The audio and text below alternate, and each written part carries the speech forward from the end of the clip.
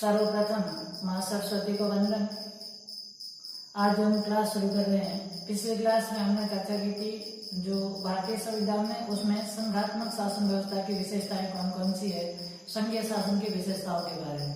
आज हम संघात्मक शासन व्यवस्था की विशेषताओं के ऑपोजिट जो विशेषता है भारतीय संविधान की, एकात्मक शासन व्यवस्था की विशेषता है। तो आज हम चर्चा कर रहे हैं एकात्मक शासन व्यवस्था की विशेषताएं। भारतीय संविधान में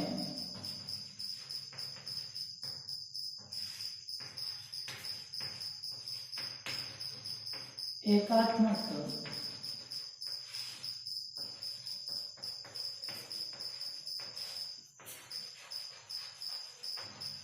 शासन व्यवस्था की विशेषता है। एकात्मक शासन व्यवस्था की विशेषता है।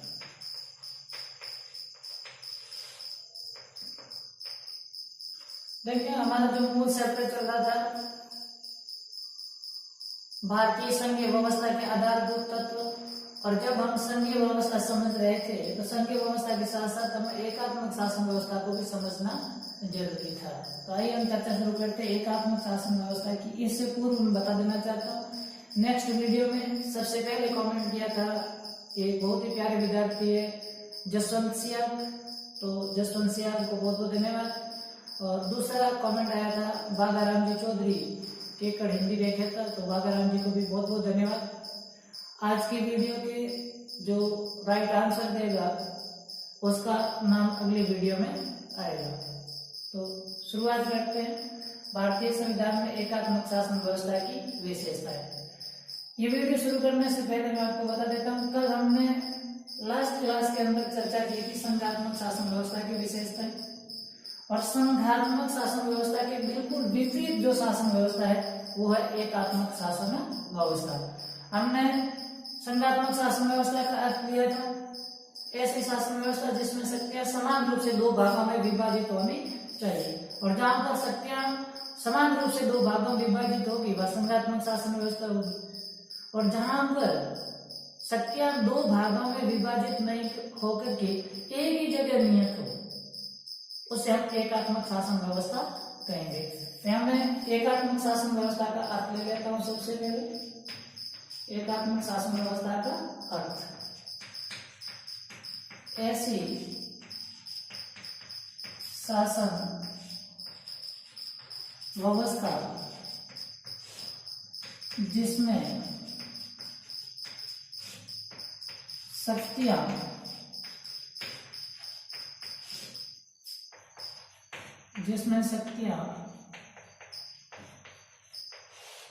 विभाजित न होकर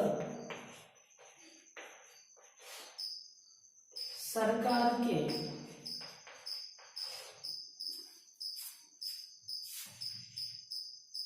एक ही अंग में नियत हो, सरकार के एक ही अंग में नियत हो।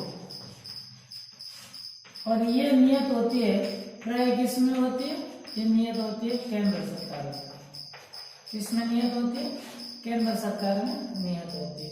तो हमने समझ लिया कि एकात्मक शासन व्यवस्था है वो संघात्मक शासन व्यवस्था के बिल्कुल विपरीत है।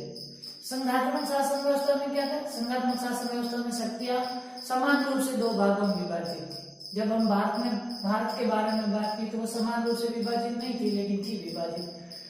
जबकि एकात्मक शासन व्यवस्था में शक्तियां विभाजित नहीं होकर के सिर्फ एक ही अंग में नियत होती है, और वो किस में नियत होती है? केंद्र सरकार में नियत होती है। अब अगर हम संघात्मक शासन व्यवस्था को समझना चाहें तो इसका सबसे अच्छा एग्जाम्पल, सबसे अच्छा उदाहरण है इंग्लैंड। हम इंग्लैंड की शासन व्यवस्था को समझ सकते हैं। संघात्मक शासन व्यवस्था में क्या था? शक्तियां दो भागों में विभाजित थी, राज्य थे वो संप्रभु इकाई थे, राज्यों का अलग संविधान होता था, जो संघ था वो संधि या समझौते का परिणाम था। इसके बिल्कुल विपरीत हो जाएगी एकात्मक शासन व्यवस्था। यहाँ पर सारी शक्ति किसमें नियत होगी? केंद्र सरकार में नियत होगी। और राज्यों को शक्ति कहाँ से मिलेगी? राज्यों को शक्ति केंद्र से मिलेगी। संघात्मक शासन व्यवस्था में राज्यों को शक्ति संविधान से मिल रही थी, और केंद्र को भी शक्ति कहां से मिल रही थी? केंद्र को भी शक्ति संविधान से मिल रही थी। जबकि एकात्मक शासन व्यवस्था में संविधान संपूर्ण शक्ति किसमें नियत कर देता है?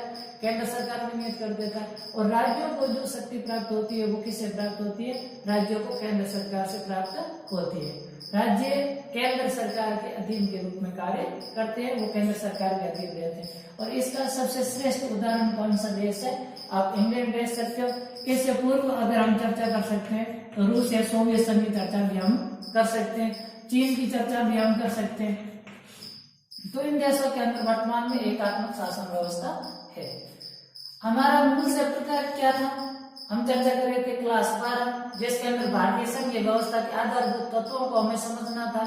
और संघीय व्यवस्था के आधारभूत तत्वों को समझने के लिए हमें संघात्मक और एकात्मक दोनों व्यवस्थाओं को समझना होगा। तो हम संघात्मक समझ चुके और हम अब समझ रहे हैं एकात्मक। अब हम जो विशेषताएं ले रहे हैं वो एकात्मक शासन व्यवस्था की विशेषता ले रहे हैं। हम किसकी चर्चा कर रहे हैं? एकात्मक शासन व्यवस्था की विशेषता ले रहे हैं। लेकिन यहाँ हमको ध्यान ही रखना है कि जब हमने संघात्मक शासन व्यवस्था की चर्चा की थी तो वो सिर्फ भारत के संदर्भ में की थी। अगर हमें सिर्फ संघात्मक शासन व्यवस्था के संबंध में चर्चा करनी होती तो हम अमेरिका की चर्चा करते, लेकिन नहीं, हमें सिर्फ भारतीय संघात्मक शासन व्यवस्था की चर्चा की थी। इसमें हम सिर्फ और सिर्फ भारतीय संविधान के अंदर जो एकात्मक शासन व्यवस्था के जो लक्षण है, एकात्मक शासन व्यवस्था की जो विशेषताएं नियत है, हम उनकी चर्चा करेंगे। और इनमें हम सबसे पहली विशेषता ले रहे हैं एक संविधान। एक संविधान। मैंने कल की वीडियो में आपको बताया था कि जब ये एक संविधान लिखा, इसकी जगह लिखा हुआ मिल जाए सर्वोच्च संविधान, तो सर्वोच्च संविधान मिलेगा तो ये संघात्मक शासन व्यवस्था की विशेषता हो जाएगी। लेकिन जब यहाँ पर एक संविधान है, एक संविधान लिखा हुआ मिलेगा तो ये शासन व्यवस्था किसकी हो जाएगी? एकात्मक शासन व्यवस्था की विशेषता हो जाएगी। क्यों? क्योंकि यहाँ राज्यों के लिए अलग संविधान की व्यवस्था नहीं है। राज्यों के लिए अलग संविधान की व्यवस्था नहीं है। संघात्मक शासन व्यवस्था में क्या होता था? संघात्मक शासन व्यवस्थाओं में राज्यों के लिए अलग अलग संविधान था। राज्यों का अलग संविधान था और केंद्र का अलग संविधान था। जबकि एकात्मक शासन व्यवस्था में एक संविधान है। तो भारत में राज्यों के लिए अलग संविधान की व्यवस्था नहीं। भारत में राज्यों के लिए और केंद्र के लिए एक ही संविधान है। तो यहाँ पर जो हमारा एक संविधान है वो किसकी विशेषता हो जाती है? वो हो जाती है एकात्मक शासन व्यवस्था की विशेषता। तो हम यहाँ पर लिख सकते हैं संघात्मक शासन व्यवस्था होते हुए भी, संघात्मक शासन व्यवस्था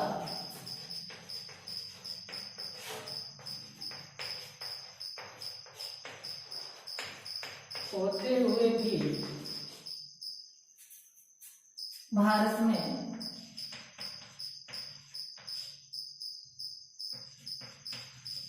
एकल संविधान की व्यवस्था की गई है। तो ये पहली विशेषता मिलती एकात्मक शासन व्यवस्था है। भारत का संविधान संघात्मक है, भारत की शासन व्यवस्था संघात्मक है, लेकिन संघात्मक होते हुए भी हमारे यहाँ पर राज्य के लिए अलग संविधान की व्यवस्था नहीं है। केंद्र और राज्य दोनों के लिए एक ही संविधान है। अगर हम अलग की बात करते हैं तो ब्रिटेन, अब एग्जाम्पल के तौर पे अगर समझना चाहे तो ब्रिटेन, सॉरी माफी चाहूंगा, अमेरिका, अमेरिका और इसके साथ चर्चा कर सकते हैं हम स्विट्जरलैंड की। अमेरिका और स्विट्जरलैंड ये संघात्मक शासन व्यवस्था वाले देश है और अमेरिका और स्विट्जरलैंड में राज्यों के लिए अलग संविधान है। राज्यों के लिए अलग संविधान।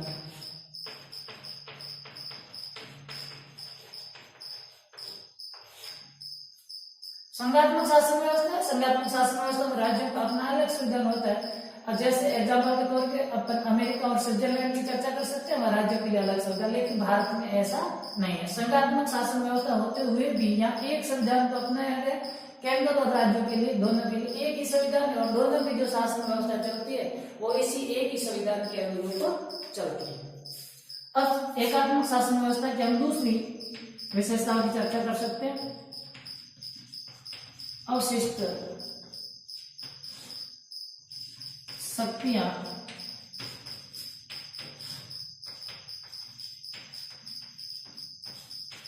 केंद्र में निहित। कल हमने पिछले वाले वीडियो में संघात्मक शासन व्यवस्था की चर्चा की। जब शक्तियों के विभाजन की चर्चा की तो अनुच्छेद 246 और 7वीं अनुसूची के अनुसार शक्तियां थी वो विभाजित थी और शक्तियों का विभाजन 3 सूचियों में किया गया था, समसूची, राज्य सूची और समवर्ती सूची। और इन तीनों सूचियों में जो विषय उल्लेखित नहीं थे उनको समवर्ती सूची में यानी अवशिष्ट शक्तियों में डाल दिया गया। इन अवशिष्ट शक्तियों का जो उल्लेख है, इन अवशिष्ट शक्तियों का जो उल्लेख है भारतीय संविधान के अनुच्छेद 248 में। अवशिष्ट शक्तियों का उल्लेख भारतीय संविधान के कौन से अनुच्छेद में? अनुच्छेद 248 में। और ये अवशिष्ट शक्तियां किस देश से ली गई? ये अवशिष्ट शक्तियां की जो अवधारणा थी वो कनाडा से ली गई है। तो यहाँ पर अवशिष्ट शक्तियां केंद्र में निहित। संघात्मक शासन व्यवस्था की विशेषता क्या थी? शक्तियां विभाजित होनी चाहिए, लेकिन अवशिष्ट शक्तियां केंद्र में देने के कारण केंद्र को दे दी गई, यानी ये अवशिष्ट शक्तियां हैं वो एकात्मक शासन व्यवस्था की स्थापना करती है। भारतीय संविधान के अनुच्छेद 248 में अवशिष्ट शक्तियों का उल्लेख है और ये अवशिष्ट शक्तियों की जो अवधारणा है वो किस देश से ली गई है? कनाडा से ली गई है। यहाँ से छोटा क्वेश्चन आपका अलग से बन सकता है। अपन तीसरी विशेषता लेते हैं, नंबर 3 डाल के संविधान संशोधन की प्रक्रिया। संविधान संशोधन की प्रक्रिया। अब देखते हैं अपन संविधान संशोधन की प्रक्रिया किस प्रकार से एकात्मक शासन व्यवस्था की स्थापना करती है। अपन देखते हैं भारत में जो संविधान संशोधन की प्रक्रिया है वो भारतीय संविधान के कौन से अनुच्छेद में संविधान संशोधन की प्रक्रिया है? वो भारतीय संविधान के अनुच्छेद 368 में है।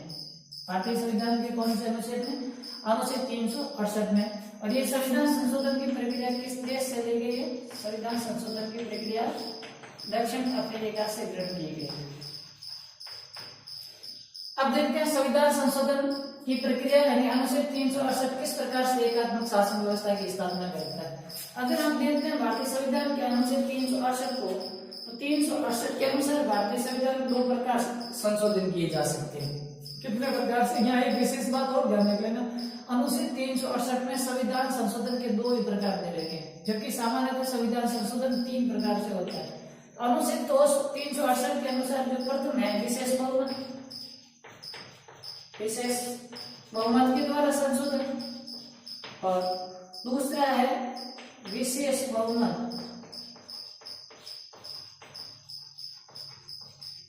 विशेष बहुमत प्लस आधे से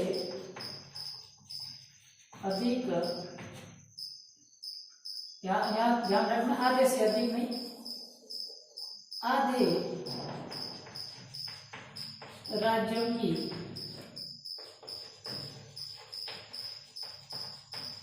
विधानसभाओं की स्वीकृति, विधानसभाओं की स्वीकृति। भारतीय संविधान के अनुच्छेद 368 में 2 प्रकार से संशोधन किया जा सकता है। एक संशोधन किया जा सकता है विशेष बहुमत और दूसरा जो संशोधन किया जा सकता था वो किया जा सकता था विशेष बहुमत प्लस आधे राज्यों की विधानसभाओं की स्वीकृति से। और जो तीसरा तरीका है सामान्य संशोधन, सामान्य संशोधन या सामान्य बहुमत लिखूंगा, सामान्य बहुमत से संशोधन। तो यहाँ पर अगर हम देखते हैं तो भारतीय संसद में प्रस्तुत होने वाले अधिकतर प्रावधान सामान्य बहुमत से पारित हो जाते हैं, और सामान्य बहुमत से कोई भी प्रस्ताव पारित होता है या विशेष बहुमत से कोई भी प्रस्ताव पारित होता है तो वो राज्यों के पास नहीं जाता। अधिकतर सामान्य बहुमत से संशोधन किए जा सकते हैं, यानी अधिकतर जो संशोधन है वो केंद्र सरकार अकेले कर सकती है, जिसमें राज्यों की कोई आवश्यकता नहीं है।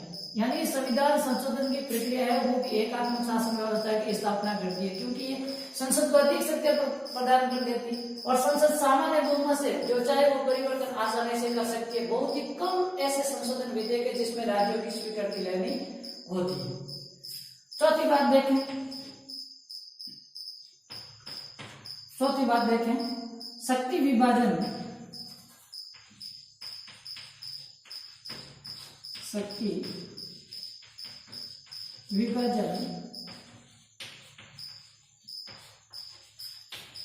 केंद्र के पक्ष में। यहाँ देखें, यहाँ पर जो संघात्मक शासन व्यवस्था अपनाएंगे वो केंद्र की ओर झुकाव वाली संघात्मक शासन व्यवस्था अपनाएंगे। ये जो प्रेरणा ली हमने कनाडा से, ये तो यहाँ पर जो शक्तियों का विभाजन वही भारतीय संविधान का अनुच्छेद 246 और कौन सी अनुसूची, 7वीं अनुसूची। अब 7वीं अनुसूची में जो अपन ने 3 सूचियों की चर्चा की थी, उन तीनों सूचियों की चर्चा कर लो। संघ सूची, राज्य सूची और संवर्ती सूची।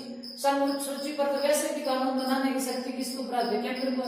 राज्य सूची पर जब आपातकाल लागू होता है तो राज्य सूची पर भी केंद्र कानून बना सकता है। और संवर्ती सूची अधिकार तो दोनों को प्राप्त है, लेकिन विवाद होने की स्थिति में कानून कौन बना सकता है? किसके द्वारा बनाया हुआ लागू होगा? केंद्र के द्वारा बनाया हुआ लागू होगा। तो यूं कह सकते हैं कि तीनों जो सूचियां उन तीनों पर कानून कौन बना सकती है? केंद्र सरकार बना सकती है। तो ये जो शक्ति विभाजन है वो भी एकात्मक शासन व्यवस्था की विशेषता बनता है, क्योंकि ये जो शक्तियां है वो अधिक किसको दी गई है? केंद्र सरकार को दी गई है। आगे वाली विशेषता देख सकते हैं हम, आपातकालीन प्रावधान। आपातकालीन प्रावधान या आपातकालीन उपबंध कह सकते हैं। तो आपातकालीन उपबंध भी एकात्मक शासन व्यवस्था की विशेषता किस प्रकार? अगर हम देखते हैं कि भारत में 3 प्रकार के आपातकाल लगते हैं। कितने प्रकार के? 3 प्रकार के आपातकाल लगते हैं। कौन कौन से? अनुच्छेद 352, अनुच्छेद 356 और अनुच्छेद 360। और ये तीनों प्रकार के आपातकाल को लगाने की शक्ति है वो किसमें नियत है? राष्ट्रपति में नियत है। यानी किसके पास? राष्ट्रपति जो आपातकाल लगाएगा वो केंद्रीय मंत्रिमंडल के परामर्श से लगाएगा। यानी सीधी सी बात है कि ये आपातकालीन उपबंध है वो भी एकात्मक शासन व्यवस्था की स्थापना करते हैं। जैसे देखते हैं अनुच्छेद 352 राष्ट्रीय आपात। अनुच्छेद 352 का नाम क्या है? राष्ट्रीय आपात। अनुच्छेद 356 राष्ट्रपति शासन और अनुच्छेद 360 वित्तीय संकट या वित्तीय आपात इसको कह सकते हैं, वित्तीय आपात। ये तीनों प्रकार के आपात किस कारण से लागू होते हैं? राष्ट्रीय जो आपात लागू होगा, युद्ध, सशस्त्र विद्रोह या बाहरी आक्रमण, ये 3 कारण से। यानी अनुच्छेद 352 पूरे भारत में लागू होगा। अनुच्छेद 352 का नाम है राष्ट्रीय आपात और ये 3 कारणों से लागू हो सकता है, युद्ध, सशस्त्र विद्रोह और बाहरी आक्रमण। इन 3 कारणों से लागू हो सकता है। या कॉम्पिटिशन एग्जाम की तैयारी कर रहे विद्यार्थियों के लिए महत्वपूर्ण ये जो सशस्त्र विद्रोह शब्द है ये प्रारंभ में भारतीय संविधान में उल्लेखित नहीं था और इस सशस्त्र शब्द के स्थान पर जो शब्द उल्लेखित था वो था आर्थिक अशांति और इस शब्द का प्रयोग किया गया इंदिरा गांधी के द्वारा 1975 में जो तीसरी बार राष्ट्रीय आपात लगा था वो आंतरिक अशांति के आधार पर लगा था और बाद में 42वें संविधान संशोधन 1976 के द्वारा ये जो सशस्त्र शब्द था आंतरिक अशांति शब्द था वो हटा दिया गया और इसकी जगह नया शब्द जोड़ा गया सशस्त्र विद्रोह। अब देखते हैं अनुच्छेद 356। अनुच्छेद 356 लागू होता है राज्यों में। एक राज्य में हो सकता है, राज्य के किसी क्षेत्र में हो सकता है, या एक से अधिक राज्यों में लागू हो सकता है। लागू कब होगा? जो राज्य में राज्य की जो शासन व्यवस्था है वो संविधान के अनुरूप नहीं चल रही है, और उस स्थिति में राज्यपाल एक प्रतिवेदन लेकर के राष्ट्रपति को भेजता है और ये कहता है कि राज्य की शासन व्यवस्था है वो संविधान के अनुरूप चलाना संभव नहीं है, तो उस स्थिति के अंदर अनुच्छेद 356 राज्यों में लागू किया जा सकता है। यानी यहाँ देख सकते हैं ये अस्थिरता या राज्यों में संवैधानिक विफलता, अस्थिरता या राज्यों में संवैधानिक विफलता की स्थिति में इसको लागू किया जा सकता है। अनुच्छेद 360 नाम क्या? वित्तीय आपात पूरे देश में लागू होगा, और ये लागू कब होगा? जब देश की जो साख है, देश का जो वित्त है, उस पर जब संकट उत्पन्न हो जाता है, वित्तीय संकट या साख संकट की स्थिति में अनुच्छेद 360 लागू किया जा सकता है। अगर अनुच्छेद 352 की बात करें तो ये अब तक भारत में 3 बार लागू हो चुका है। अनुच्छेद 356 की ये कई बार लागू हो चुके हैं, अब तक लगभग 126 से अधिक बार लागू हो चुके हैं। और अनुच्छेद 360 वित्तीय आपात की चर्चा करते थे, अभी भी लागू कभी भी लागू नहीं होगा। तो ये तीनों प्रकार के आपात का लगाने की शक्ति केंद्र के पास, केंद्र सरकार जब चाहती है अनुच्छेद 356 लगा करके राज्य की शासन व्यवस्था अपने अधीन ले सकती है। तो ये आपातकालीन उपबंध है वो भी एकात्मक शासन व्यवस्था की स्थापना करते हैं। अगली विशेषता चलते हैं, छठी डालते हैं।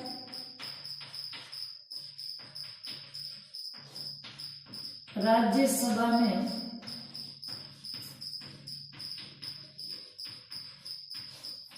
राज्यों को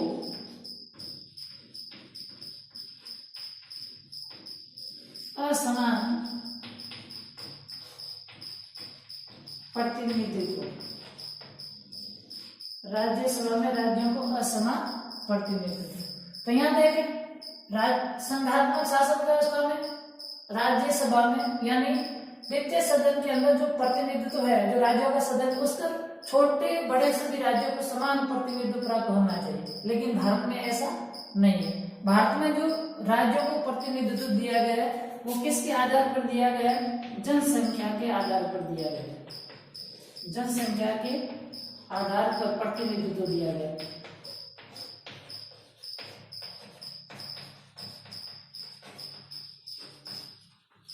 और इसका सीधा सा मतलब ये है कि जिस राज्य की जनसंख्या ज्यादा होगी वहां से ज्यादा प्रतिनिधि चुने जाएंगे, और जिस राज्य की जनसंख्या कम होगी वहां के प्रतिनिधि कम चुने जाएंगे। यानी राज्यों को समान प्रतिनिधित्व प्राप्त नहीं है।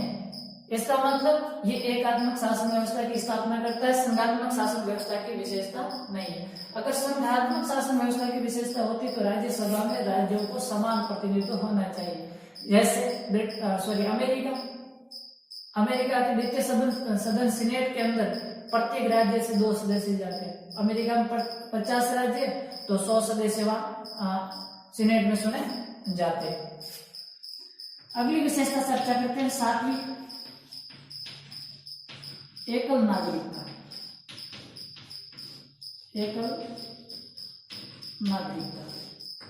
एकल नागरिकता एकात्मक शासन व्यवस्था की विशेषता।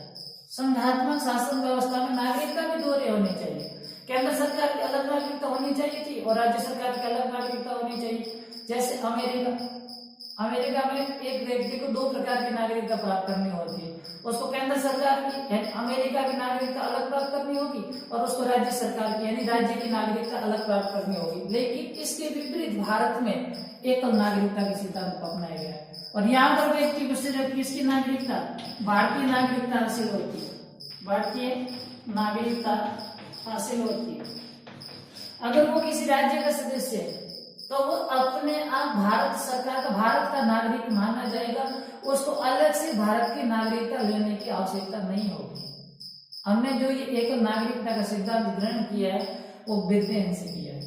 ये सवाल कई बार पूछा गया जो भारतीय संविधान में एकल नागरिकता की विशेषता ली है वो कहां से ली गई है? तो एकल नागरिकता की जो हमने विशेषता ली वो ब्रिटेन से ग्रहण की है। कहां से ग्रहण की है? ब्रिटेन से ग्रहण की है। तो अगर भारत में संघात्मक शासन व्यवस्था होती तो इस एकल नागरिकता के स्थान पर दोहरी नागरिकता होनी चाहिए, जबकि दोहरी नागरिकता नहीं होकर के यहाँ पर एकल नागरिकता है। अगली विशेषता में चर्चा करते हैं अपन 8वीं।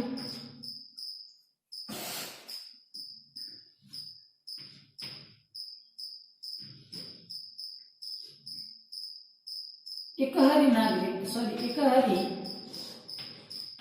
न्यायपालिका। एकहरी न्यायपालिका। एकहरी न्यायपालिका एकात्मक शासन व्यवस्था की विशेषता।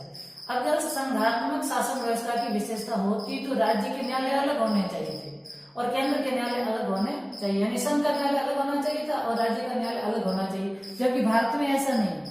जब हम सरकार के तीनों अंगों की चर्चा करते हैं तो उस समय हम स्पष्टली कहते हैं जो न्यायपालिका है वो सरकार के दोनों अंगों से स्वतंत्र एवं पृथक है, यानी और भारतीय संविधान का अनुच्छेद 50 न्यायपालिका को कार्यपालिका और व्यवस्थापिका से पृथक करता है, यानी कार्यपालिका और व्यवस्थापिका न्यायपालिका के मामले में कोई हस्तक्षेप नहीं करेगी।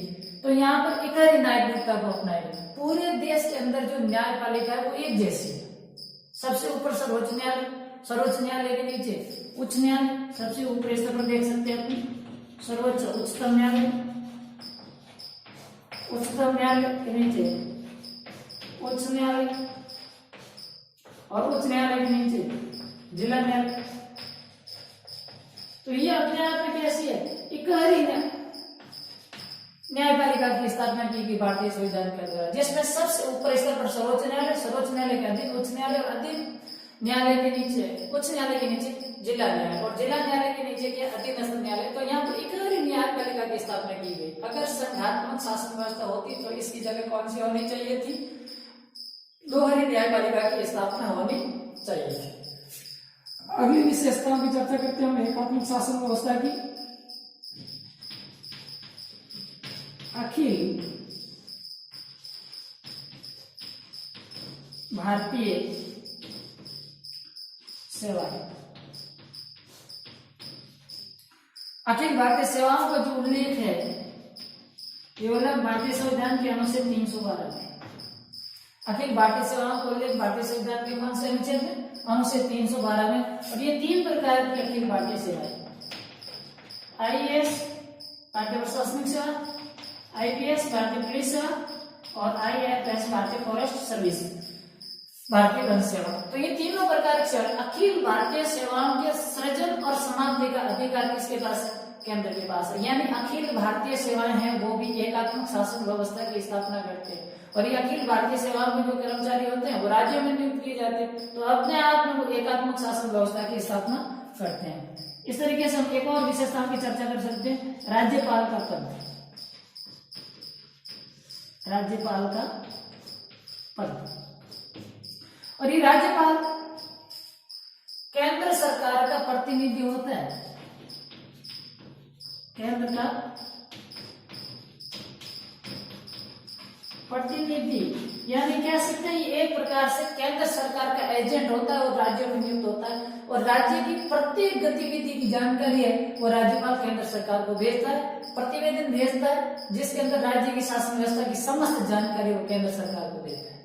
वर्तमान में सबसे विवादित संवैधानिक पद माना जाता है तो राज्यपाल का पद माना जाता है, जिसको लेकर अक्सर केंद्र और राज्यों के मध्य विवाद छिड़ा रहता है। तो इस तरीके से हम और भी खूब सारी विशेषताएं जो एकात्मक शासन व्यवस्था की स्थापना करती है। हमने एक बार वापस थोड़ी सी नजर डाल लें। भारतीय संविधान में एकात्मक शासन व्यवस्था की चर्चा कर रहे थे, जिसमें सबसे पहले लिया हमने एकात्मक शासन व्यवस्था का ऐसी शासन व्यवस्था जिसमें शक्ति विभाजित नहीं होकर सरकार की एक ही अंग में नियत और वो केंद्र में नियत होती है। और इसका सबसे अच्छा एग्जाम्पल है वो ब्रिटेन में। इसके अंदर होता है क्या, राज्य केंद्र सरकार के अधीन होते हैं और राज्यों को जो शक्ति मिलती है वो केंद्र से मिलती है, राज्यों को अलग से कोई शक्ति नहीं मिलती। हमने विशेषताओं की चर्चा की।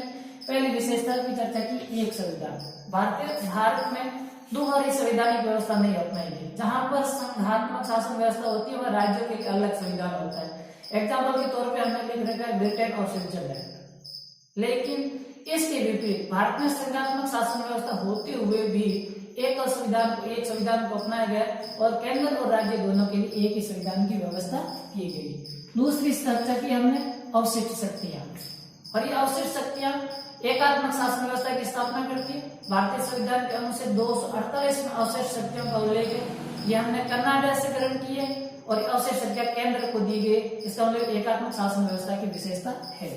तीसरी चर्चा की संविधान संशोधन की प्रक्रिया। भारतीय संविधान के अनुच्छेद 368 के अनुसार 2 प्रकार से और सामान्यतः 3 प्रकार से संशोधन किए जाते हैं और संविधान संशोधन में अधिकतम जो शक्ति है वो संसद को ही प्राप्त है और संविधान में संशोधन की एकमात्र शक्ति है वो संसद को प्राप्त है। राज्य को इसमें कोई शक्ति प्राप्त नहीं है और संविधान संशोधन के संबंध में राज्य कोई पहल भी नहीं कर सकते, पहल भी केंद्र सरकार करती है। चौथी हमने बात की शक्ति विभाजन केंद्र के पक्ष में। हम तीनों सूचियों की चर्चा करें। पिछले वीडियो में अनुच्छेद 246 7वें अनुसूची, संघ सूची, राज्य सूची और समवर्ती सूची की चर्चा की और तीनों में अगर देखते हैं कानून बनाने का अधिकार तो समवर्ती सूची और संघ सूची पर तो वैसे भी केंद्र सरकार बनाती है। बात रही राज्य सूची की तो आपातकालीन स्थिति में या विशेष परिस्थितियों में राज्य सूची पर भी केंद्र सरकार कानून बना सकती है। इसका मतलब शक्ति विभाजन भी एकात्मक शासन व्यवस्था की स्थापना करता है। अगली चर्चा की आपातकाल प्रावधान की, आपातकालीन उपबंध की। भारतीय संविधान के अनुच्छेद 352, 56 और 60 3 प्रकार का आपातकाल था और ये तीनों प्रकार के आपातकाल को लागू करने की शक्ति किसके पास है? राष्ट्रपति के पास है और राष्ट्रपति केंद्रीय मंत्रिमंडल के परामर्श से ही आपातकाल लागू करता है। इसका मतलब आपातकाल को लागू करने की शक्ति है वो भी किसके पास है? केंद्र सरकार के पास है। अगली हमने चर्चा की राज्यसभा में राज्यों को असमान प्रतिनिधित्व। एकात्मक शासन व्यवस्था की विशेषता, क्योंकि अगर संघात्मक शासन व्यवस्था होती तो राज्यसभा में प्रत्येक राज्य को समान प्रतिनिधित्व प्राप्त होना चाहिए। जिस प्रकार अमेरिका में प्रत्येक राज्य को सीनेट में 2 सदस्य भेजने का अधिकार है, जबकि भारत में इसके विपरीत जनसंख्या के अनुपात में राज्यों को प्रतिनिधित्व दिया गया है। जिस राज्य की जनसंख्या ज्यादा है वहां से ज्यादा प्रतिनिधि, एग्जाम्पल के तौर पे उत्तर प्रदेश की ज्यादा है तो वहां से 31 जाते हैं, राजस्थान की कम है तो वहां से 10 जाते हैं, जहाँ गोवा सिक्किम जैसे छोटे राज्य तो वहां एक सदस्य ही चुना जाता है।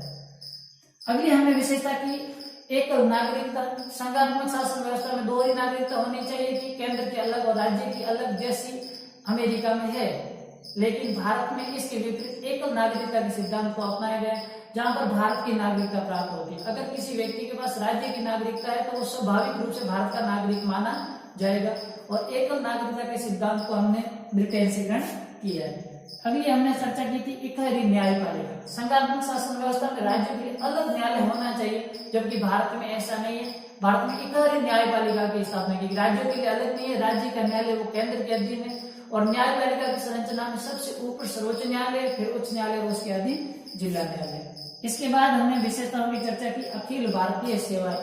भारतीय संविधान के अनुच्छेद 312 के अनुसार अखिल भारतीय सेवाओं के सृजन की शक्ति केंद्र सरकार में और केंद्र में राज्यसभा के पास होती है। और ये अखिल भारतीय सेवाएं 3 प्रकार की होती है, IAS, IPS और IFS, और इन तीनों के जो कर्मचारी होते हैं वो राज्यों में नियुक्त होते हैं। ये भी एकात्मक शासन व्यवस्था की विशेषता है। अंतिम हमने चर्चा की थी राज्यपाल का पद। राज्यपाल केंद्र सरकार के प्रतिनिधि के रूप में राज्य में नियुक्त होता है और राज्य की प्रत्येक सूचनाएं वो केंद्र को भेजता है और वो केंद्र का एजेंट कहलाता है, यानी राज्यपाल का पद भी एकात्मक शासन व्यवस्था की स्थापना करता है। ये थी एकात्मक शासन व्यवस्था की विशेषताएं।